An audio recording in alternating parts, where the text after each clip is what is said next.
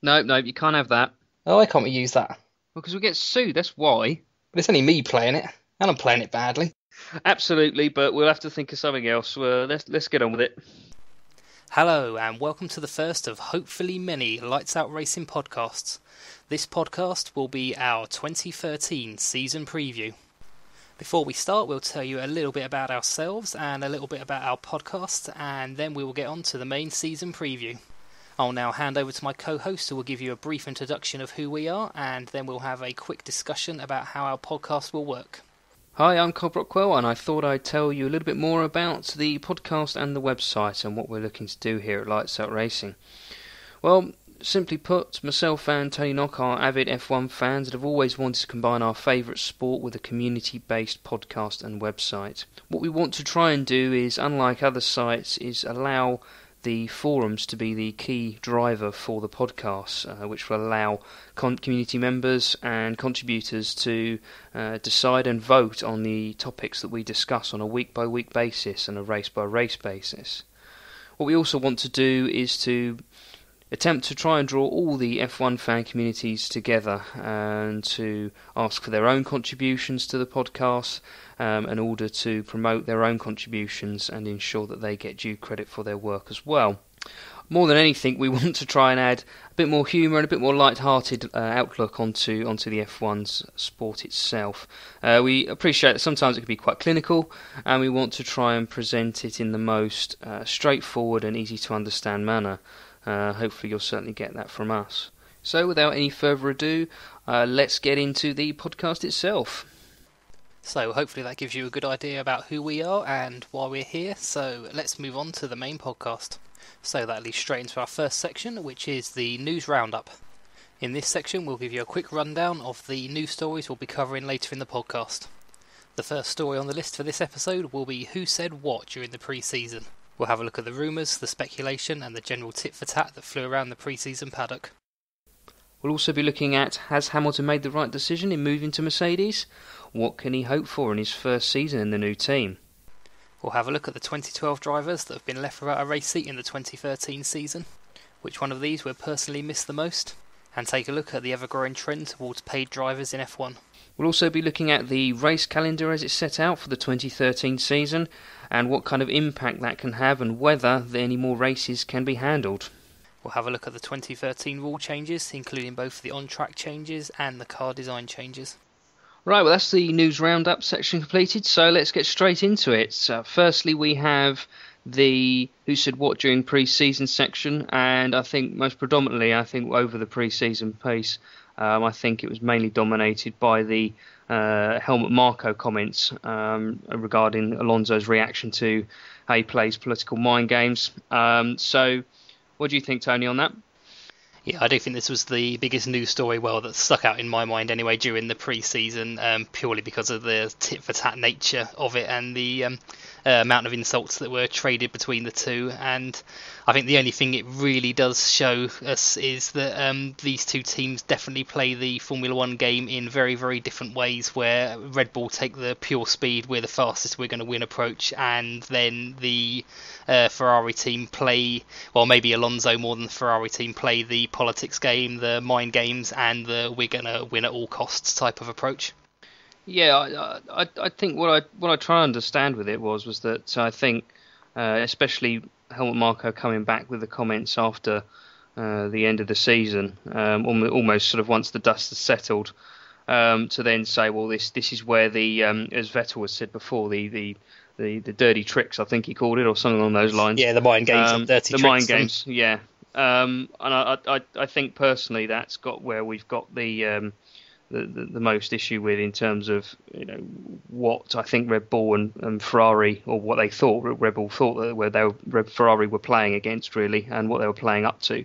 So I think with Helmut Marko coming back with those comments, I think that he obviously wants to try and show Ferrari that they're recognising what they're trying to do. I think more the bigger question is whether politics really does have a part to play in the sport, really, because I'm thinking to myself, well, anything anyone goes to do with a group of human beings together does have a political element to it, but I'm just wondering whether this is the sport that should have it, and they should play the mind games as best as they can to try and achieve what they can, or whether it really should just be about who is the fastest driver on the track. Well, yeah, I can see the point in there and what people are raising. I think, to be honest, it does play a part in Formula One, and maybe it should, maybe it shouldn't, because it can be argued that Alonso definitely didn't have the fastest car this year, but through his politics, mind games, call it what you like, that got him into a championship challenging position, whereas the car itself didn't. So maybe it made it more exciting. Maybe it just made people dislike the way Alonso went about things, or maybe it just makes Alonso the complete driver. He can still win races when he hasn't got the fastest car. So that leads in quite nicely to somebody else that Alonso had a lot to say about during the pre-season, which was Lewis Hamilton. He did, yeah. He was saying that I think I don't know can't remember the quote exactly, but he said something along the lines of, the driver himself was his greatest threat throughout a large part of the season. Moving into this new season, he's also alluding to that he's definitely still going to be the driver to beat. And I think Hamilton's reciprocating that as well recently. Yeah, I think there was a lot of mutual respect shown from both drivers towards each other there. And I think the exact quote, well, not the exact quote, but the quote that Alonso came out with in particular for Hamilton was that they put any driver or most drivers in the fastest car and they will win races, but you don't have to put Hamilton in the fastest car and he will still win races. Yeah, absolutely. And I think what's most interesting for me about that is that now that they're in different teams, obviously now Hamilton's moved to Mercedes, but now that they are in different teams and they're actually more direct competitors rather than teammates, it seems to have, I don't know where this happened first or whether this was always the case, but they've always just seemed to realise that they are very close, very closely matched in terms of, I think, ability and the way they handle the media. And I think there's a greater sense of respect now that the immediate teammate pressure is off. Also, I believe as part of Alonso's exit contract or conditions of his exit or early release from McLaren, he's also banned from talking about anything that happened while he was at the team as well. But he still seems to allude to now it was never Hamilton that he had the problem with. It was always the team and the politics they played that he didn't like. So I don't think Hamilton played the big part in that. It's not the Alonso hates Hamilton that a lot of people like to make it out. It's it is more, I believe, from the way Alonso speaks, is Alonso didn't like the way things were played out at McLaren for him by the way the team handled him. Which is strange, I think, because I remember at the time, I remember that whether this was a more media twist to it, but I remember that was very much what everyone was alluding to in terms of what you used to read and how the comments were interpreted. That Alonso was getting the ump basically with the team's treatment with Hamilton and the fact that the way I think some of the press conferences went as well, that how he acted, and I think that just goes to show that unless you're actually there or you actually know what's going on behind the scenes, it proves that you really can't understand the truth of what's really going on behind there. Because as you say, since they've split up, they've from McLaren, they've made every single attempt to reciprocate each other's positive comments of each other. So I think that's a positive thing for the sport. I'm not too sure if that is particularly positive for McLaren, but. No, I think it bodes well going into the next season, especially if Hamilton is able to be competitive. I think it certainly shows how they're going to race each other and how they react if they're both on the podium. Yeah, I think it's definitely the showdown that the two of them look for. I think they would love to be in exactly equal cars, but not in the same team. I think would suit them too fine. Indeed. And also, to put another slight spin on it, it may be can we promote each other enough and big each other up enough to maybe take Vettel down a peg or two? Maybe shake his confidence a little bit for the new season. And yeah, there may be some ulterior motives there. Yeah. And if I can just jump back slightly again to what we were saying about the media, I think possibly what they were looking at with the Alonso-Hamilton situation was perhaps the second coming of like a Prost and Senna type situation, and we all know how well that went down in the media and how well they done out of that. So maybe that was where their thinking was lying in drumming up a bit more of they really don't like each other. Well, talking of teammates, Alonso's teammate Felipe Massa, who is still going to be his teammate into into this season, the 2013 season. He's mentioned over the post-season and into winter testing that he actually was going to potentially quit, halfway through last season until his form improved. So what do you think about that? Yeah, I think had you asked us this question, I don't know, halfway through last season, I think you would have bet your house on Massa not filling that Ferrari seat for the coming year. But like I say, maybe it was a bit of a turnaround in form, or maybe there was something going on behind the scenes that the general public wasn't aware of. Maybe they realised Massa was that off the pace. They were using him as a bit of a guinea pig for new parts for the car, possibly to give Alonso the best challenge. I don't know. You got any thoughts on that? Well, yeah, I mean, it's quite a difficult one, really, because I do wonder at what point, Massa felt that either he wasn't good enough for the car, or whether he thought that I see what you mean. Why was he considering quitting? Was he considering quitting because he didn't like driving for Ferrari? He didn't want to be in F1 anymore. Yeah. He was demoralised by the fact that his teammate was so far ahead of him. Like I say, he says he considered quitting, but he never actually says why he considered quitting. Yeah. That's the thing, and I think also, especially when you talk about some of the decisions over last season around the gearbox sealing being broken to ensure Alonso got the best chance and got moved up the grid. You do think about how that was taken by him. He certainly didn't look too impressed, in my opinion, when on that particular race. I can't remember what that race that was actually, but that was Texas. Okay, right. So. And of course, since then, you do wonder about whether he agreed and said, okay, that's the way things are as first and second drivers, or what really. But I suppose it does raise another question as to how he's going to react this year. Really, I mean, what if first races or the first few races into the season he's actually leading? At what point do Ferrari say, well, actually we support you now? Yeah, that's it, because we've seen them both saying in the pre-season, even Alonso coming out and saying, if Massa's ahead of me, I will support Massa's charge. It's a team game, and we race for Ferrari, we don't race for ourselves, which is what he's been quite predominant in saying in the pre-season. But like you say, when do they decide? What is that cut-off point? When do they say, okay, now? Because from my look at it last season, it was slightly unfair to try and tell when they were going to do that, because Massa was always so far behind Alonso. Very clear. Yeah, there was only one clear choice. But like you say, when the political game coming back into it again, when do they draw that line? When do they say, okay, Massa, you're winning Massa, you're ahead in the championship, 5 races are gone, now we support you?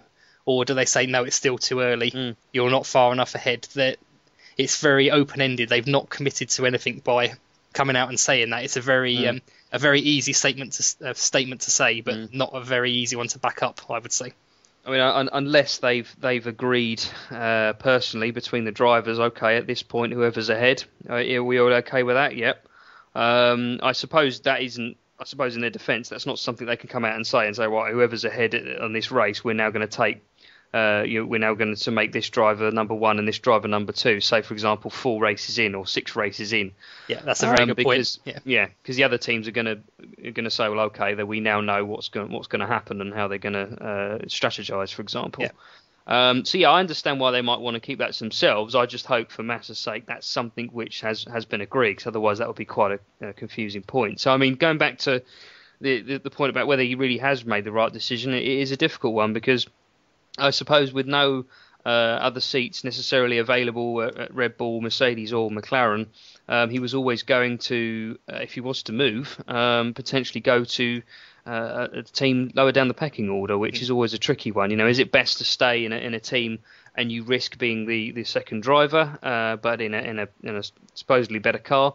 Or do you then look at being the first driver, or being equal driver, I should say, with a team slightly lower down, but that you could change the car to suit your driving style? So it is a tricky one. Yeah, and I do think as well that all the warning signs are there of definitely now the sort of the pre-season shaken out and we can see what's going on. I think Kovalainen is a perfect example. I think his move to Caterham for him was a long-term move. I think he saw himself being there for 5 to 10 years, maybe seeing out his career there if it went well, and building that team there into something, probably a midfield team by the time he's leaving, and showing that he's got the potential of a driver to not only build a team but race well, because we know he's a quick driver. He was again at McLaren. Maybe politics played a part. He was asked to move aside for Hamilton on occasion, so possibly you don't see the best of him there. But he's won a race. He's a race winning driver, and he's got potential to do that. Give him a fast car, he can be a good driver. And I think he wanted to show that he could also build a team, which, as we can see now, hasn't really. Well, it's not panned out for him because he's not got the drive for this season. So that's right. And talking of drivers that are taking maybe a big risk, but that want to build a team around themselves, we've got Lewis Hamilton moving to Mercedes this year. Could be a very big risk, or it could be a big payoff, depending on how he's looking at his move, I suppose. This is obviously I think personally the biggest story from end season of last year into this one. That's what I alluded to at the beginning of the show. This would have been by far the biggest story, but I think because it happened during the end of the last season, that took a little bit of its pre-season thunder away from it, I think. But yeah, like I say, from the end of last season through the pre-season, this is by far the biggest story. I have to agree. Absolutely, and I think there's so much to it. I think obviously you got to ask the reasons of why he's leaving McLaren, and I must admit I've been looking at some of the highlights of a lot of the races over the last couple of days, and it brings it into focus really over the kind of errors and the kind of things that really happened, which I think from Hamilton's perspective probably could well have done pushed him over the edge in terms of just moving to another team. You have the pit stop problems, you have strategic errors that were made. You really do have things which I think contributed a massive way to him ultimately leaving, looking to go to Merck. On top of that, really, you've got Martin Whitmarsh stating, there was a point, wasn't there, where he said he'll stay. No, there's no problem at all whatsoever. And I thought that's just asking to do the exact opposite. Yeah, it's just contract formalities now that we're sorting out with him, and it's like, no, I think you've got a long way to go. When it gets to that stage in the season, and a driver who has been there obviously for years and who you think is certain to stay, when it comes that close to the end of the season and they still haven't signed, there is quite a big problem there, I think. Indeed, and I think there's valid thoughts for people saying, well, okay, he's just gone to Mercedes for the money, but I can't quite find anywhere where, when you're talking about the sort of money that these drivers, certainly top drivers earn, whether that plays into so much focus. I think, perhaps. I was listening to an interview he made a couple of days ago where they said, okay, I think it might have been actually the Top Gear interview where they said, okay, there are as many commercial things to do at Mercedes, and Lewis said, well, no, there isn't, and he seemed quite pleased about it. But or not as many as McLaren expect. Not as many as McLaren. That's right, yeah. But I think going more into the racing side of things, I think he's very much looking at.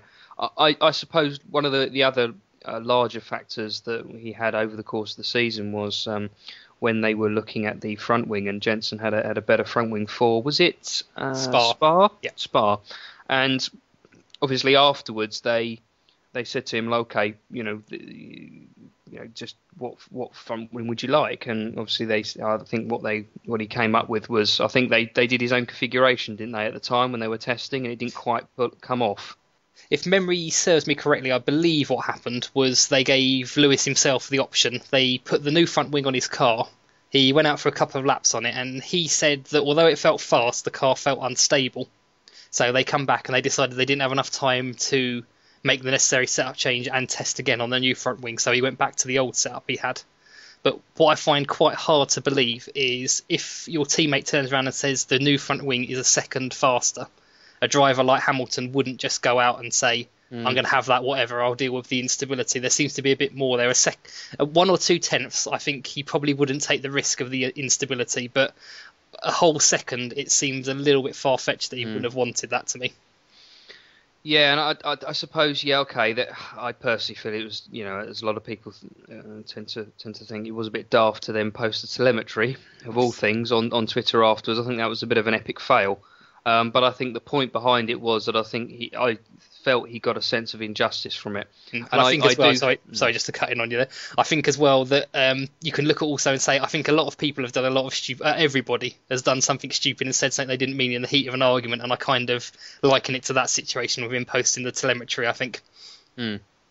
Absolutely, and personally, I think from Hamilton's perspective, and much as anyone in any jobs, I suppose, when you really think that your management don't have your best interests at heart, by those kind of that evidence or the evidence that you see throughout the season, on top of the pits, the pitting errors, and then you have this. I think that as a package helped Lewis make his decision really. And it's a massive risk with Mercedes. I think that you've got a team that has struggled since the Brawn GP days.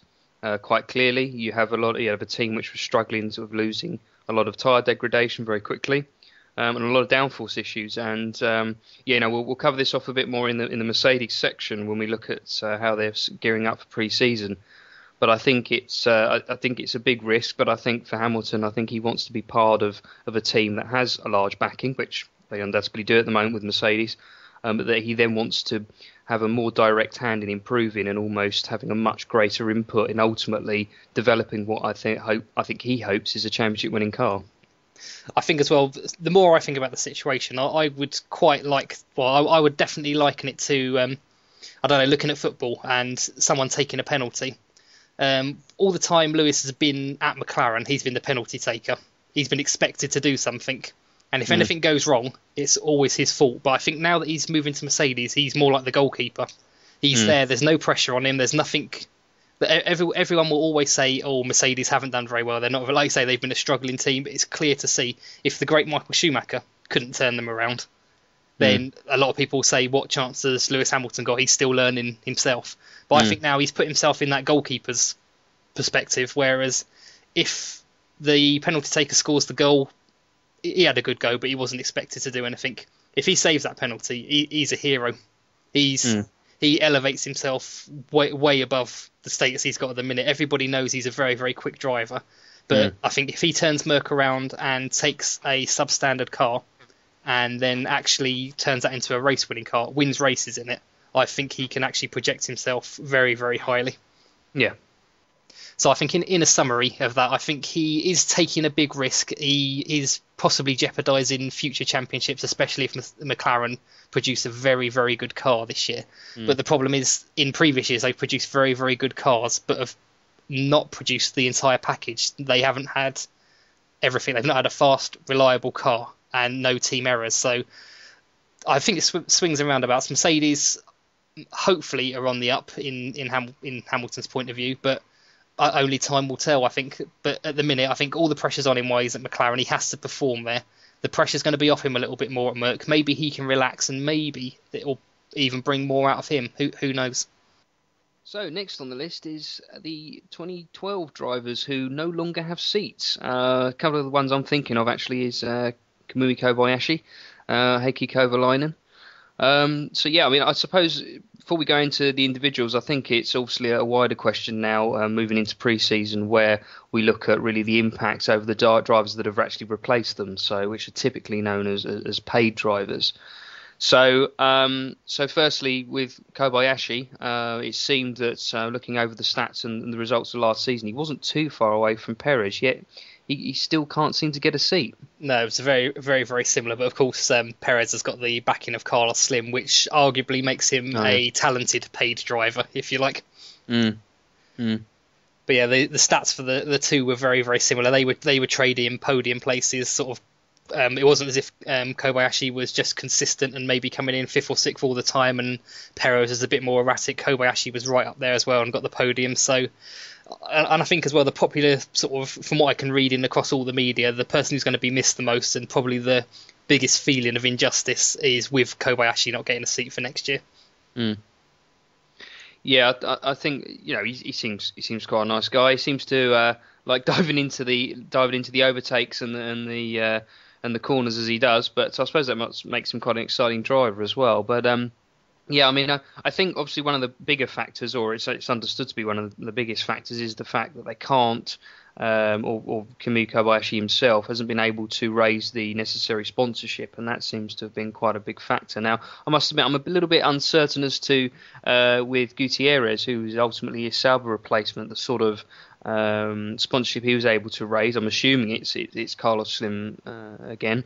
Well, of course, we'll never know, but I suppose it does beg to differ about to what extent do paid drivers make the difference in terms of who ultimately gets that seat. It seems that apart from the top four F1 teams, it seems that a lot of the other F1 teams have to at least consider at least one paid driver to help the finances. Yeah, as you go down the grid, maybe the back running teams, possibly two paid drivers, because, like say, Kovalainen, again, another driver that a lot of people agree is maybe not the front of the grid championship winning driver, but he's definitely a race winning driver. He's a quick driver, and probably still deserves a seat in F1. But as I saw, and to be honest, had quite a lot of respect for Kovalainen. He said he doesn't want to race in that kind of formula. He doesn't want to have to go out and raise the money. He thinks he should be there on talent, and if talent alone doesn't buy it, he wasn't interested in raising the money. So, well, we'll miss him, but I definitely have to have respect for him in regards of the way he handled himself and the way he went about it. So it is a tricky one, because I'd also go as far as to say, from an opposing point of view, though, that if it's become a necessary part of the sport to ensure the sport survives, then it has to happen. But I suppose it's a very tricky one. I mean, I know Christian Horner in a recent Sky interview mentioned that when he was describing Red Bull's youth development, obviously, and bringing drivers through, that he feels that whilst the paid drivers are a factor of the sport, he feels that the cream always rose to the top, was his wording. It is a very difficult balance to make, because I suppose if you're saying that if two drivers of equal ability posing for a seat, then you almost look at that and say, well, that's the paid driver that's going to get the seat, because it helps the team develop and ultimately survive. Is that right? It's a tricky one. It is a fact of the sport, and I think personally, Bernie and the rest of the FIA officials should really need to look at this and see about whether the management of money, especially most importantly in the smaller teams, really doesn't put the teams in too much of a predicament where they have to depend on paid drivers. Yeah, so I think by nature, like say, by nature of the sport, Formula One is a very, very high cost sport because of the very, very little margin for error and the massive amount of development that has to go into the cars. But like I say, I think they really need to draw the line in saying maybe some of the an idea I think it was posed a couple of years ago was they would have subsidised testing venues and wind tunnels and things like that for the smaller teams to use at a certain rate. I think this is what needs to be more, I think, below a certain income bracket, and that's quite all they've got to do is they've just got to show the books to Bernie as such, to show what they bring in, what their sponsorship is. For anyone below a certain bracket, maybe give them I don't know, testing facilities, maybe a little bit of extra help in money costs, maybe buying a very, very basic wind tunnel that the bottom 5 teams can use, for example, subsidised or very cheap rate, because looking at teams like what the old Virgin team that's now Marussia, they designed, to cut costs, they designed all of their car on a computer. It was all computer simulation, and whether it's done, it's too early to tell whether they've taken the right path or the wrong path, because it's all fairly even down the back there with Caterham, and of course we now have HRT missing from the grid from this year, couldn't raise the entry fee and has subsequently been sold off and removed from the grid. They didn't make the entry, so they will no longer be there. But maybe that's what they need to look at more, is rather than cutting down the cost across the whole grid, maybe giving a bit more help to the back teams will possibly eliminate the need for paid drivers as much. But maybe, I don't know, really. I'd worry about some of the teams obviously cooking their books. Obviously, I'm sure they won't. But obviously, should I use the word creative accounting to ensure that they either go above or below the bracket accordingly? But I suppose going back to the point that, if it means that they'll be less dependent on paid drivers and ultimately it would be purely down to talent, then I think that's fair enough. I suppose the other thing is that if the only problem is if the driver is actually very good, but he also carries a lot of high sponsorship, does that in turn actually create a lot of negative press for him because he's because he's both, and then that sometimes can be a bit difficult as well to try and evaluate. But I believe, but a perfect example of that would definitely be Sergio Perez. I think he's definitely suffered from that. A lot of people want to call him a paid driver and saying maybe he's overrated. He's only got his McLaren seat because of money, but it doesn't really strike me as McLaren as a team that will need the money and will go begging. I think McLaren want the best of whatever they can get. So I think he's maybe suffered a little bit unfairly from that. And like you say, the backing behind him maybe hasn't got him the best image that he would want. So I think in summary then, I think if the smaller teams that are struggling for cash can at least just show they're trying to manage their finances the best they can. I would even say that so long as they've shown every effort that, and obviously they're not putting back or holding back a driver which is clearly by far much more talented but doesn't have the kind of sponsorship or the financial backing as another perhaps more mediocre driver would have, then I think at the moment the state the sport is in, I think that would be the best course of action personally. And I think obviously as the finances sort of hope to recover, if the global economics helps to achieve that, then hopefully we'll then start to see a bigger recognition for talent over money. Yeah, hopefully we can only hope for that. So like I say, unfortunately the trend seems to be the other way at the moment, but like you say, hopefully true talent winning through, because of course you've always got to look at as well as just a summary to go by. You've just looking at talented drivers, if they can outperform the car they're in, as long as they don't move to a bigger team and there's a little bit of I want to stay with this team, I want to build it, that kind of attitude, and a little bit of loyalty to the team that's maybe brought them into F1, if they can then raise that team's stock and get them a bit of sponsorship, hopefully that is where the talent pays for itself in getting the team higher value. But is that possible, or can you only raise raise up yourself in the raise your standings in the championship? Can you only achieve a higher place by spending more money on the car, or can a talented driver actually raise you up? There's no examples at the moment. It's pretty static. Nobody's really moving anywhere. Maybe Force India have made slight inroads into that, but again, who can say? You need a really sort of talented driver to stay at one team, start building it, and maybe again going back to the previous story, maybe I know Mercedes have got a lot of money, there's a lot of capital going into that already, but maybe Lewis can show that that's the way to go. Take a talented driver, put him in maybe the fourth, possibly fifth best team. If he can raise that into a championship winning team, hopefully that makes Mercedes look a lot more valuable and sets the precedent then for smaller teams getting very talented drivers that will hopefully increase their value and their worth in sponsorship money, rather than just the driver himself bringing it to the team. So moving on to the calendar for this year, we have just the 19 races instead of the 20. There was a possible return for Turkey on the cards, but never happened. And of course now we've lost Valencia from the season, which some people will say is a good thing. Other people will say last season was actually quite good. So it's not going away for good either. It's just rotating with Barcelona. So yeah, well, it's part of the European Grand Prix, yeah? Yeah, that's correct, yeah. Barcelona hosted this year, then Valencia next year, so on. Yeah, I mean, what I don't understand with this is that obviously it seems a fairly packed race calendar now. I suppose when it gets to, I think they're looking to get to 20 races, obviously with the New Jersey street circuit that's looking to be developed. So what I want to try and better understand is the impact that the sort of race calendar can have on teams, because obviously whilst it's great that we could almost get to the stage where there's apart from the mid-season break, there's almost a race every week. I just wonder what that generally has an impact on in terms for the team and ultimately the sport. I think from the team's point of view, the general consensus among them all was definitely that 20 races was the most they could manage. The teams physically couldn't put in any more work than that, I don't think. So I think as long as they're staying around that kind of mark, that means that everything, the factories, etc., everything that goes into running a team for the season at 20 races, I think is pretty much running at 100%. So. So, from changes to the calendars, we're going straight into the rule changes for 2013. Yep, the first one and probably the obviously debatably most noticeable will be the absence of HRT. Obviously, will now mean that the qualifying's change. This year and the previous year, with the amount of teams, we would have seen 7 cars eliminated from each of the first 2 qualifying sessions.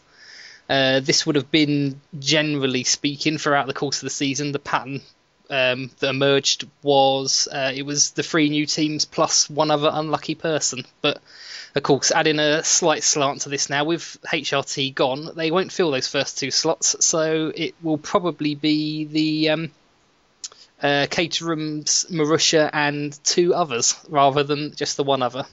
So maybe for slightly more interesting. So interesting in the sense that obviously teams now can't just, well, say they would do, but relax into a second and third qualifying. They're really going to have to, especially the lower order teams, whoever they're going to be, and it would be certainly interesting in the first few races because I don't think people will know where their typical pecking order lies. No, so I think the stakes are a little bit higher as well because you've got that. We're not just going to lose one of our team; we could lose both of our team in the first qualifying session now. Indeed, will they have to be more on the ball and even start using up more of their tyres now with the tyres degrading like they seem to be? That's certainly going to put the cat amongst the pigeons. I think we're going to see some surprises. Yeah, and maybe as well, if Caterham and Busher have maybe made a big jump this season, they may even possibly be challenging to get out of that Q1. Maybe, who knows? It hasn't on previous seasons' performances that hasn't happened, but maybe this year could be a little bit different. I say with them 2 extra spots to go out in each qualifying session now, effectively, rather than the one before. Obviously, HRT won't be filling them, so you won't be as far down the grid as you used to be, but you've still got the stigma, if you like, of going out in the first qualifying session. Especially Marussia with the KERS now as well. Which will certainly look at sides. Yeah, which some debated last year was what set Caterham apart, the fact they had KERS and Marussia didn't, of course. Absolutely. So yeah, can't wait for that. Okay. Right, moving on now. So the next piece really is in terms of the DRS that will now be limited to qualifying to only be operated in the actual race DRS zones rather than whenever they feel like it, or typically any straight. That was correct. Or in a case, maybe Vettel's case, just as early as you can get away with it on any corner. Of course, a lot of people debating that the extra downforce of the Red Bull gave him the advantage there, where he would open his DRS, where anyone else opening their DRS at the same position would cause them to fly off into a wall, possibly. Yeah. So maybe that being a little bit limited now, perhaps maybe the only big change that's going to make is possibly to Red Bull, as Vettel will now only be able to do it on the straights. So, but of course, the DRS zones are still defined as they were before for the races. They would be defined by the FIA, and in the races they could use them there, and in qualifying they could use them wherever they want. The only real difference now is that it's been scrapped for qualifying. They can now only use them in the race zones in qualifying as well. So the next one is the what was called the step nose ban for this year. Yeah. And of course, now we've seen all of the new cars, we know that the step noses haven't actually been banned, and obviously we knew this anyway. It was just I think the term was just was sort of bandied about, if you like, banned, when all it was a small alteration to the rule saying they could now have a vanity plate to cover them if they wanted. And of course, a lot of teams have designed a non-step nose, some have designed a step nose, and some have actually gone with a step nose with a vanity plate. So a good mix this year, rather than just everybody having the step nose, apart from McLaren, obviously, of last year. So it would be interesting to see how everybody's interpretation on that rule and the different ways they've gone about their noses this year will make a difference. I just wonder why probably because I'm quite vain like this, but I just wondered about whether why all teams just didn't build a nose that didn't have it. I presume it's something to do with the overall design of the car, or how that car would then weigh as a result of designing the nose a certain way. I think this swings and roundabouts on this one. I think if some teams, like especially Lotus, said they weren't going to add a vanity plate because of the weight, but other teams have designed it in there, and it may be designing a curved nose is obviously not giving you the aerodynamic boost that a stepped nose would, because in some respects they can obviously eke a little bit more of aerodynamics out of that. What they're fundamentally going to go for is whatever gives them the most. They're not going to go for a smooth looking nose just because it looks nice. They're going to go with whatever design they think gives them the highest amount of downforce and obviously the most performance. Right. So I think again, this is why it's going to be interesting. You're going to see a lot of teams interpreting the rules in a lot of different ways, and who knows what will be right, because McLaren were the only one that went with the curving nose last year, and subsequently changed it fairly early on in the season. So maybe it wasn't the best idea from them. So they didn't change it to a step nose, but they changed the design from what they originally come out with. So maybe again we might see that this year. It's going to be a lot harder to change designs this year, but it's still possible. Maybe even some teams, the step nose ones, may introduce a vanity plate if they think they can get a little bit of extra aero performance out of it. Again, only time will tell. When the teams get out on the racetracks, it will be there. We'll see where they've done and where they've picked up the pace. Cool. Right, so the next one on the list is a very, very simple one, which will take all of about 10 seconds to go through. The minimum weight of the car has been increased from 640 kilograms to 642, and basically the only reason that is the new Pirelli tyres weigh an extra 2 kilograms. So it's not the cars, it's just the tyres. Yeah, the tyres weigh an extra 2 kilograms, so they're allowed to be an extra 2 kilograms, or they have to be an extra 2 kilograms heavier when they finish the race. So of course, the big thing in F1 is you will be disqualified for being underweight. So they've got an extra 2 kilograms because the tyres weigh an extra 2 more kilograms. So again, it's no difference for the cars then necessarily from last year. It's just the threshold goes up. I do wonder why the Pirelli tyres are more heavier this year though. More layers on them, for example, to shred, or I'm guessing probably just a different compound would be my guess. Right. I don't know about sizes. I couldn't tell you.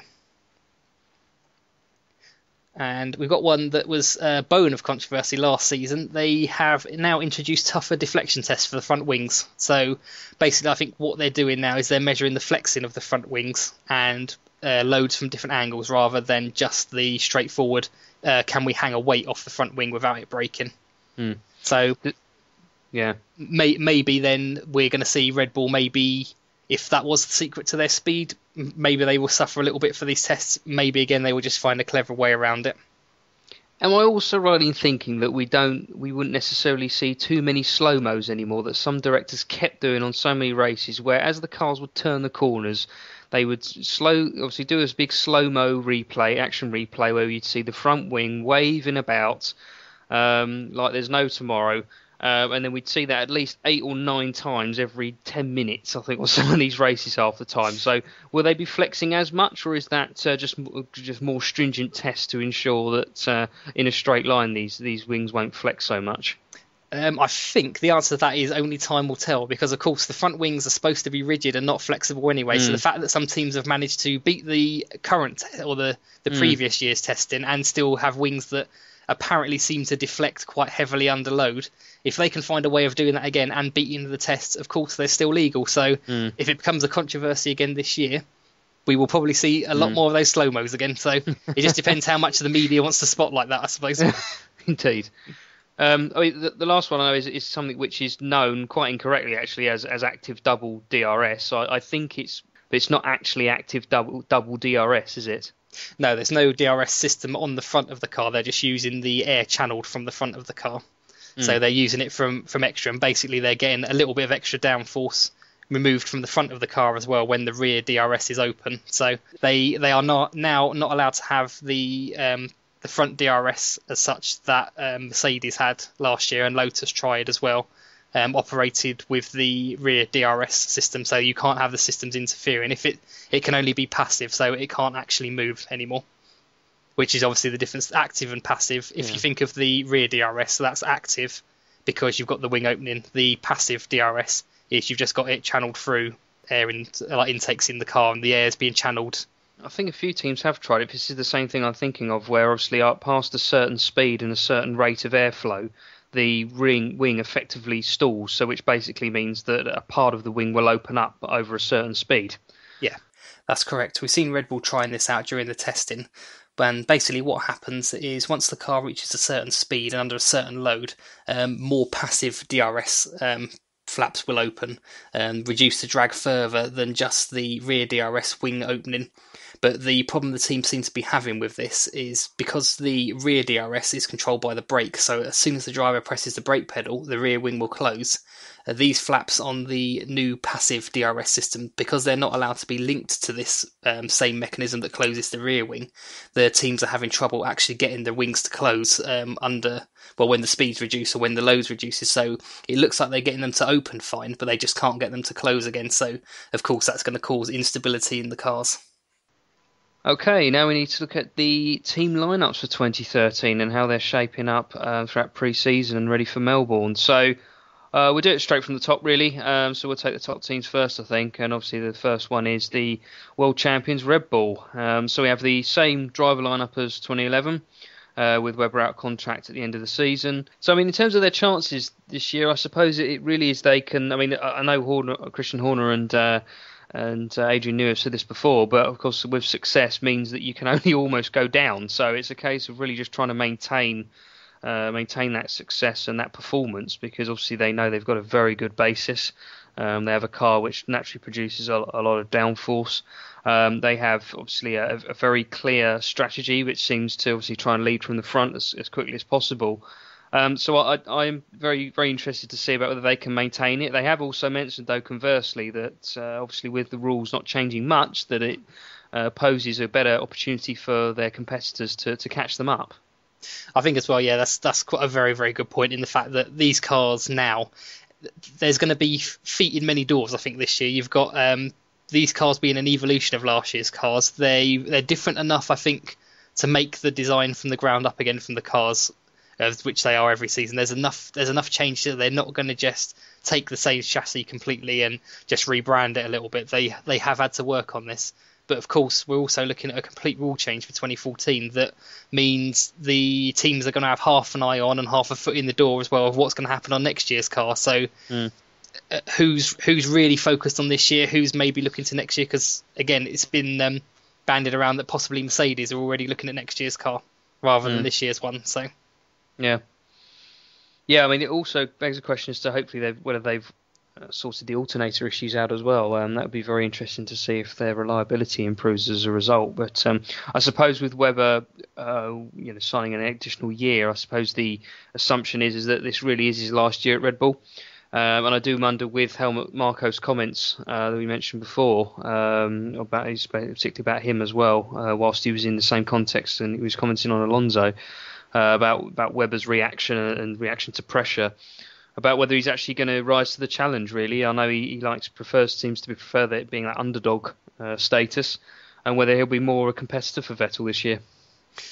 Yeah, I think we saw when Webber was challenging for the title, that the year he was doing that in 2010, it sort of crumbled away, not pretty much through, I would say, his own inability to deal with the pressure. Maybe that is a good thing in a way that maybe he's learned from that, and maybe it will bring him back as a stronger driver, but I think Webber really had his chance that year, and possibly maybe it's passed him by now. So again, we can only tell because, of course, he really didn't put up much of a fight for Vettel last year. So, yep.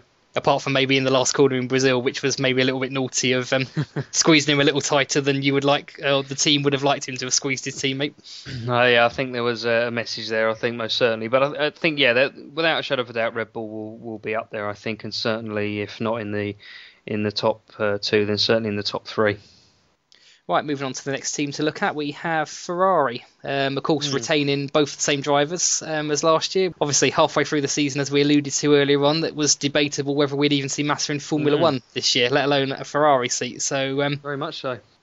Yeah, I think this is a tricky one. This one, because I think obviously last year they had what it's been quite widely recognised early on as a car that was struggling. I think personally it improved and continued to improve. I mean, let's face it, I think no matter how good a driver is, if you're still able to compete for the championship towards the end, it can't be that much of a bad car. So I suppose the assumption here was that they would be able to start from a better platform. They had access to a longer time with the wind tunnel, I believe. They certainly came out with a similar looking design car to the McLaren as a result. And I think subsequently the pressure is a little bit more on them now to really have a competitive car from the outset. Yeah, I've seen Massa from his comments in the testing as well. He's already says he feels a lot more comfortable with this car than he Yes. did with last year's car at the testing stage. And Alonso's also said they're starting. It may not be the fastest car again still, which how he knows that at this stage, I'm not sure. Yeah. But in his words, it's a stronger base than they started from last year. So. Yeah, very much so. I mean, in terms of the styling of the car, it's got a lot more black underneath, which has upset some people. I think, but ultimately, the important points are is how this car is going to perform and how it's going to. I think personally, with McLaren's luck or lack of luck and mistakes last year, which we'll go into a little bit more detail in a sec. I think Ferrari do actually, want to be competing more off their own merit rather than circumstance this year, and I think that's something which I think this car has to prove. Yep, I definitely think so because again, we all know that Ferrari is a team based heavily around image, and like I say, I think the impetus is very much on them now to start off with a good car and then go from strength to strength as the season progresses. So the next one we've got to speak about is the McLaren team. So obviously quite a lot of changes since last year, most typically mainly driver orientated, with Jenson Button taking, or assuming I should say, the lead role in the team, with Sergio Perez joining. Must admit, the first day Perez turned up for work, so to speak, I was quite amused because it did look like they'd got him a shirt made out of paper. But looking very, and about 5 sizes sharp. too big for him as well. Yeah, there is that.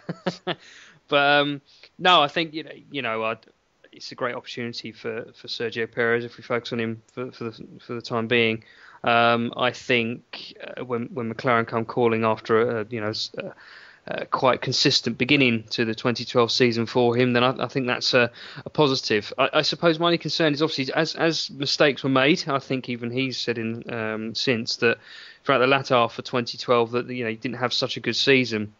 And I think even McLaren really started to put pressure on him then, really, by saying, he's going to have to improve and he's going to have to do X, Y, and Z. And I think so far his attitude's been very positive. I think he's just kind of taken in his stride.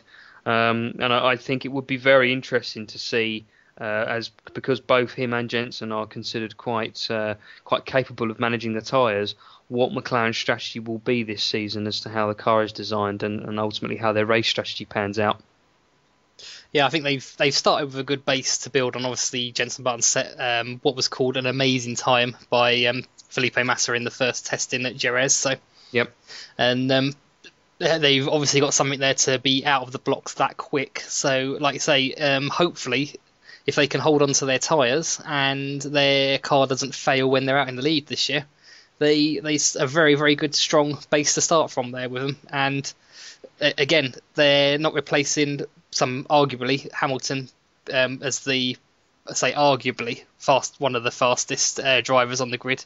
They're not replacing him with somebody who's slow. They're replacing him with someone who's up and coming, a lot to prove. So I'm expecting we'll see Perez trying very, very hard this year. Whether that'll be too much pressure to put on a young driver, and maybe he'll falter a little bit under the pressure, as we saw, I think, a little bit in the tail end of last season. He got a little bit pass happy, I think, and put his car in some places it probably shouldn't have been put in. But yeah, I mean, he did set a good time in Jerez as well, and I think that's on his own, and I think does beg the question as to whether is he going to be more successful than Button. I mean, I suppose a lot of people say, "Oh, heavens no," he's been in the team short amount of time, etc. But it would be very interesting to see the team battle at McLaren this season, and seeing how both drivers respond to that.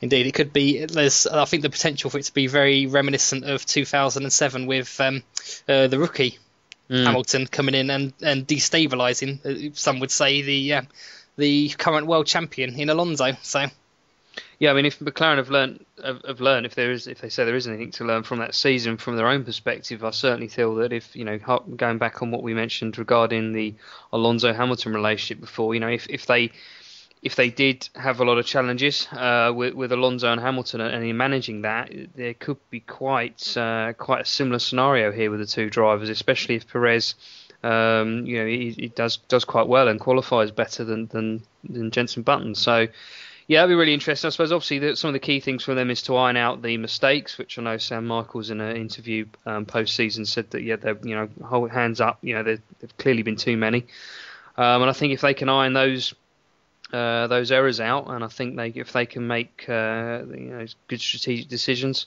on the fly, I think that they can certainly be up there again. Obviously, with Ferrari and Red Bull, who are considered the top three really to maintain their position into next season.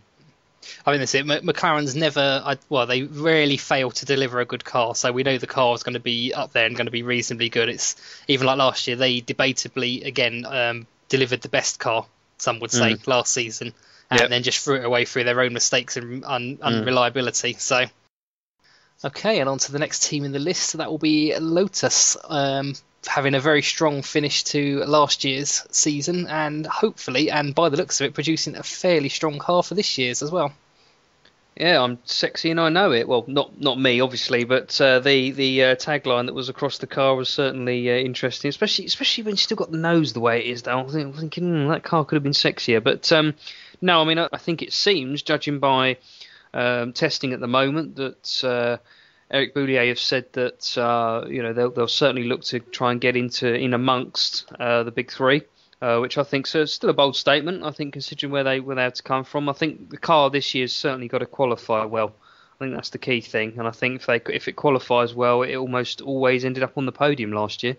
Yeah, I think it was fairly good at keeping hold of its tyres. The only problem we did see, I think, was that it would tend to dramatically lose its tyres very, very quickly after it held on to them for a long time. But probably more so than a lot of the other cars as well. But one thing, looking at the design of this year's car as well, it looks very much more of an evolution of last year's car than some of the others do. They don't look like they've changed a massive amount, and as we know, it finished quite strong. Hopefully, they'll carry momentum from last year's car over into this car. Right, so moving on to Mercedes. We've obviously already covered off quite a bit about Lewis moving into the team. Obviously with Nico, he's stayed there, and I think since his Chinese Grand Prix win last year, obviously he'll be looking to improve on that. So I mean, really mainly just a focus for this team on performance so far in testing. Obviously, I think the first day or the first couple of days for the two drivers was quite challenging. Didn't go the best as they would say. Absolutely, we had Nico with almost Back to the Future style flames coming out of the back of his car, and we had Lewis, with a brake failure. So it was pretty scary, I'd imagine. But I think since then they managed to get a horrendous amount of laps in, which is promising. Third most overall, I believe. They've covered the third biggest distance of all the teams. Which hopefully is a good sign for them, and I think I suppose the only thing which is quite interesting from Jerez itself. I mean, we won't obviously go into the specific timings, but there's an article by Gary Anderson that does talk about the timings overall for all teams. So by all means, look on the BBC site for that. We'll link it on the forums, but. I think obviously with Mercedes this year as well, a lot of management changes, so we won't go into too much depth there, but. Obviously, a lot of comments and a lot of column time and space has been spent discussing that already.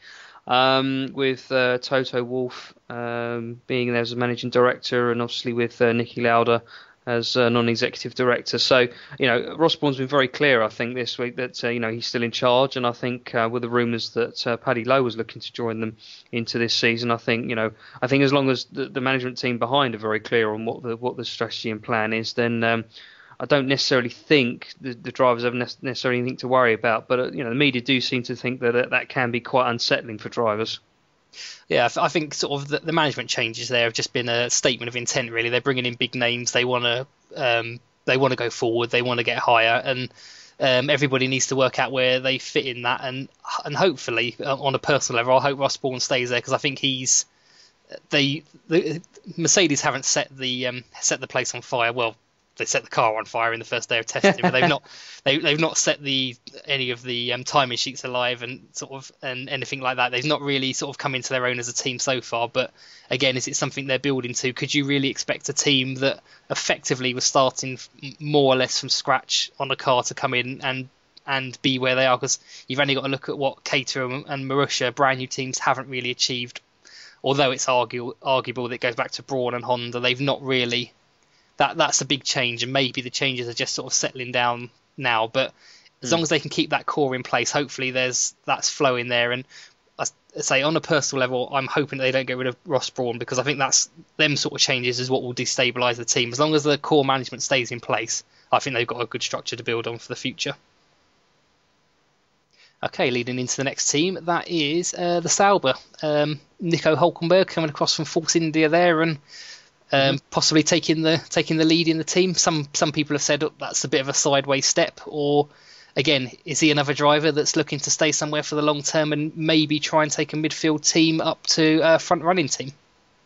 Certainly seems that he's looking for the long term view from the interviews that he's had that I've seen, and I think. Obviously, you also got a balance between, is that a reaction from the Force India supposed rumoured financial troubles that the relevant companies behind Force India with Vijay's team, about whether that has a factor from a driver's sense of longevity, and whether he doesn't want to be in trouble in a struggling team. So, but I mean, just focusing on Sauber, yeah, I think it's they certainly punched well above their weight last year, and I think to their credit, and I think this year they have certainly moved up. I think they are certainly a big competitor, and I think they'll be looking to knock on the door that the position that Mercedes were even potentially having may have this year, along with Lotus. And I think I think they made some very good strategic decisions last year as well, didn't they? Yeah, I believe so, and that shows, I think, from the fact that they had two. They didn't just have one driver. It wasn't the superstar Perez just blasting away and outperforming the car.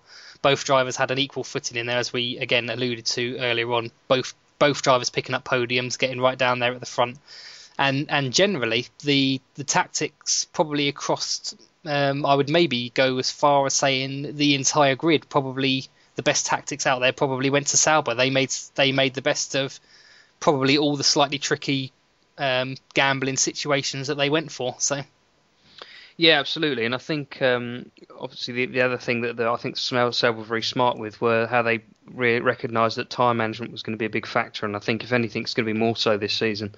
So I think aside from Gutierrez, who, as I say, isn't too familiar with me, but I understand he's a GP2. I think obviously again you have that rookie potential there. And Sauber test driver as well, so he's not a complete rookie. He's driven the car before. He knows. Oh, I see. Yeah.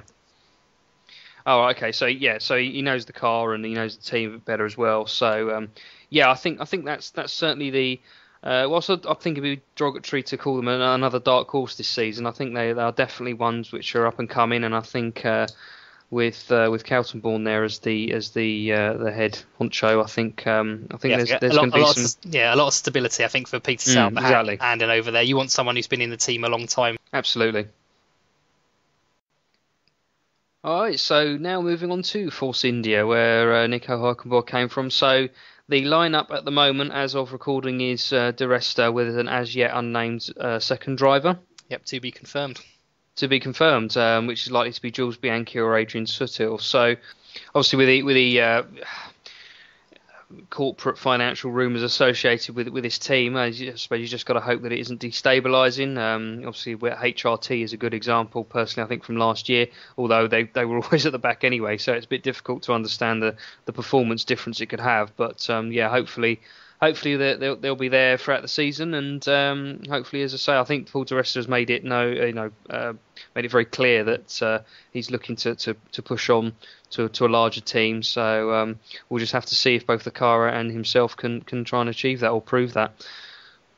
Yeah, I think it's hard to actually sum up a team when you only know one of the drivers. You don't know who the second one's going to be. You can't really tell. There's nothing to compare people to. We know Di Resta's a good, solid driver. The only thing we can say is. He'll probably carry on to do the same again, but just looking at getting a drive in a bigger team is probably his ambition there. So I say until we know who the second driver is, we can't really comment on the team as a package. And on to another midfield running team from last year is Toro Rosso. So it's both drivers again re-signed for this year. So it's Jean-Eric Vergne and Daniel Ricciardo, and I think obviously, the big thing for them now is I do believe they're trying to design their cars this year with a larger operating window, which I think from the drivers' perspectives has been requested to ensure that they can show that they can make the step up to the Red Bull team by showing that they've got a better range of driving ability. I assume. I suppose that's why they want a larger operating window. And I definitely got the impression Toro Rosso were unhappy with their performance last season, especially towards the end. Yeah, I think so, and I think it's there's definitely a heavy sort of impetus now, I think, on getting a replacement for Webber, I believe, from Toro Rosso, because Toro Rosso is the training ground for the Red Bull drivers. Vettel started there, so it's quite openly the young driver program for Red Bull, and for them to show they've subsequently had a lot of personnel who didn't make the grade and have gone by the wayside, sort of. Sebastian Buemi, people like that in the past. If they don't measure up, they tend to go out. So for them to keep two of the same drivers from one year when they didn't perform particularly well on to the next year, they must see potential in them. And you would have to think that Webber being on a 1 year deal at Red Bull now means that one of these drivers, or the best performing driver of these two this year, will more than likely get the Red Bull seat. As and when the time comes, providing it's not filled with a bigger name driver, I would say. And I suppose the way the driver lineup is looking, I suppose obviously it depends on how all the other drivers shape up this year. But I do wonder, what choices Red Bull would actually have. Not being derogatory to the Toro Rosso drivers as well, but I think your point is valid. That where else would they go necessarily for talent that's good enough for the Red Bull primary team. But it also doesn't necessarily compete too much with Vettel. Yeah, it obviously didn't work at McLaren with having Alonso. Of course, the dynamics are a little bit different there with Hamilton there because he was a rookie. But putting two former world champions in a team, even going back and looking further back, looking at Prost and Senna, we know that didn't go well. So possibly now a natural pattern is maybe coming out amongst the teams in looking like each of the big name real first drivers has got their own team now, looking at the top of the field.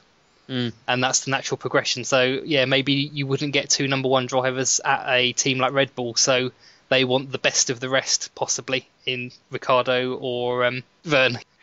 Okay, so I think they'd be looking to improve and looking into going into, I would have thought, the top 10? Yeah, I would think so. They definitely don't want to be having Cater and Marussia snapping on their heels as they were last season. That is definitely where they do not want to be. So they want to be the challenge in the likes of the Williams, the Force Indias. Yeah, I think that will be who they'll be looking at this year.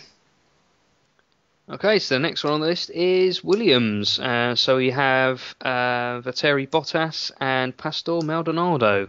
I think Maldonado is one of these drivers who shows flashes of brilliance and then quite a lot of absolute disaster on some of the time. But again, also brings a lot of money to the table. So maybe if he can rein it in a little bit, he has the potential to be one of the faster drivers.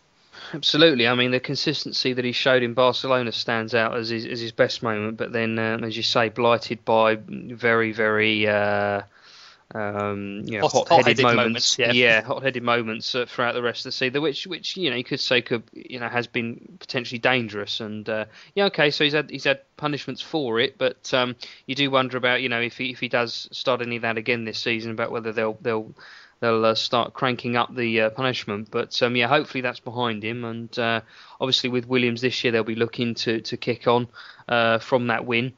And obviously with Bottas clearly being a very fast practice driver from last year, I think he was consistently beating Bruno Senna and also at times Pastor Maldonado to see what the potential is there. And I'd be very looking forward to seeing if we have another top finish driver. Definitely been tagged very much as the dark horse again for this year. He's the one that I think a lot of people are looking at to come out of nowhere and perform some probably some minor miracles, unless the Williams has had a massive boost up to its speed and durability for this year. Where do we think the team is going to finish, I should say, in compared to the other teams? I would say take a random stab at the midfield, and your guess is as good as anything as to where they're going to finish, because as they showed last season, they were capable of winning races. And at times they had the likes of Caterham nipping right at their heels and almost putting in identical times to them. And that leads us nicely into the Caterham team. Snapping at the heels of Williams last season, I'm pretty sure they'll be quite happy to be doing the same again this year. Yeah, very much so. So we have Van der Garde and Charles Peake in the driver's seats this year, so a complete driver turnaround. Was that a sign? Does the team feel that the drivers didn't perform to what they needed last year? Tricky to say. So it would be interesting to see these drivers. I mean, are those two drivers considered paid drivers at all, or is that? I'm not really sure on the background now. I know they've got pedigree in obviously other formulas with the Renault 3.5 series, which is where Van der Garde come from. He was there in 2008. He was the champion, and he's done years.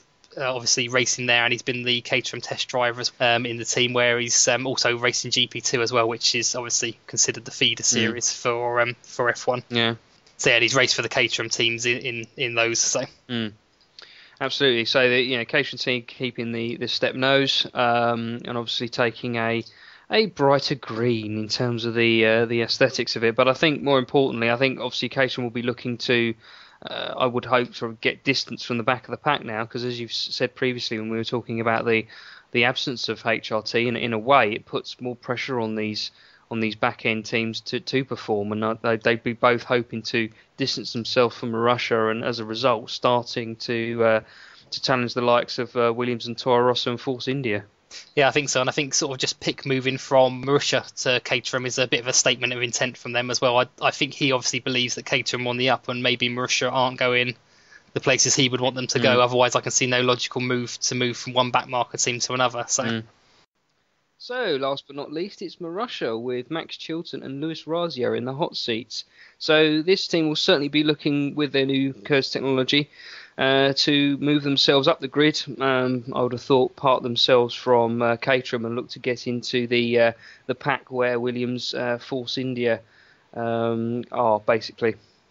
Yeah, I think so, and they've definitely signed themselves two fairly rapid drivers as well in the process of doing it, with the runner-up from GP2 and the fourth place in GP2, which GP2 is obviously still considered the feeder series for F1, so they're definitely looking like they're heading in the right direction. And with the absence of Timo Glock this year, which obviously they're citing financial reasons as well, it certainly begs the question as to they're certainly a team which doesn't seem to have much choice, but they seem fairly confident that the drivers, although say for Max for example does have some financial backing there, that they're still so very confident that they're good enough. So it'd be very good to see how they both perform this year. Yeah, it could be an interesting experiment on, as we were saying earlier on, the balance of talent and paid drivers as well, which hopefully those two are both fairly well balanced. We know that they couldn't afford Timo Glock, so they were obviously having to pay him, but two drivers that bring their own money to the team and are fast could be a very interesting prospect for them. So yeah, definitely one to watch.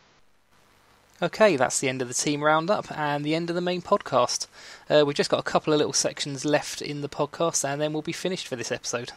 The first thing I'd like to do is hand over to Carl, who will give us a quick rundown on how the forums are going to work with this podcast. So hopefully if we can get some voting going and a bit of listener participation, we can get your stories onto the podcast.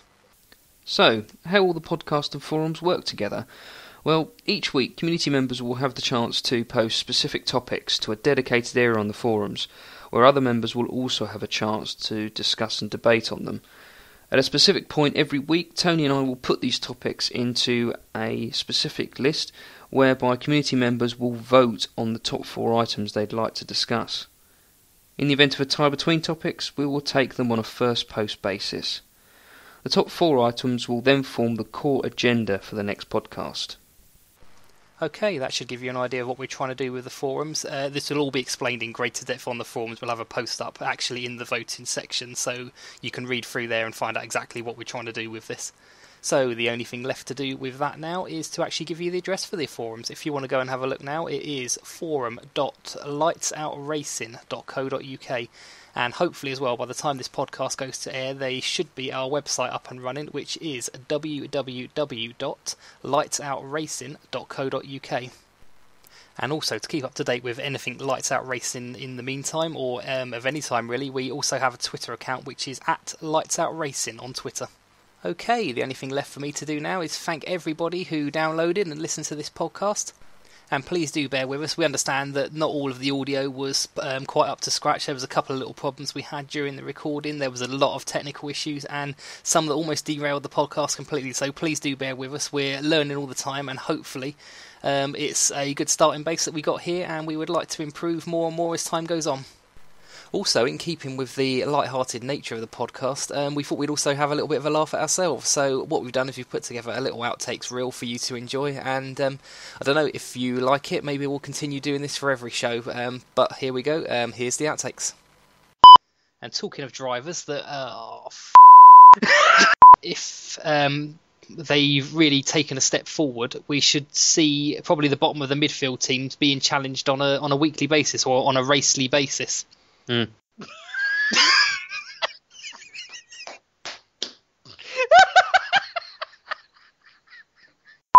Okay, so the only part left of the podcast, the main podcast. So, last but not least, it's Marussia with Max Chilton and Luis Razia in the hot seats.